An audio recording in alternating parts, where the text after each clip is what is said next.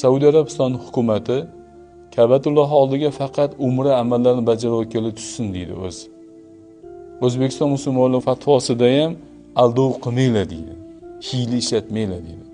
Hech qaysi bir shurta, ya'ni politsiya xodimi sizni to'xtatib turib, siz umraga tushyapsizmi yoki tavofgami demaydi. Buni faqat Alloh biladi.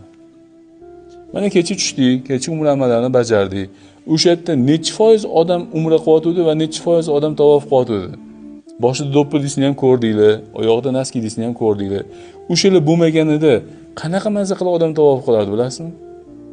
Endi sizni adezda yoki ayezda faraz qiling, Madina-i Munawvaradan 6 soat, 7 soat yurib keldilar charchab.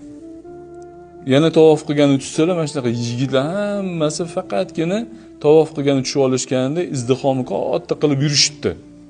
Adez bilan ayezi qiynalishini ko'rib turib, ularga rahmat etasizmi yoki yo'qmi?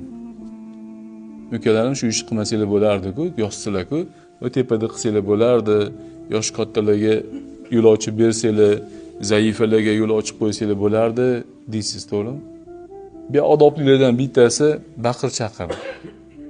Tavof qilganda ana kecha ko'zingizga tushgan bo'lsa kerak, baqir-chaqir bo'lmaydi yo'ni. Odamlarni tavofgacha tayyorlab kelish kerak. Namozda hech kim baqir-chaqir qilmaydi-ku. Xotirjam bo'lish kerak.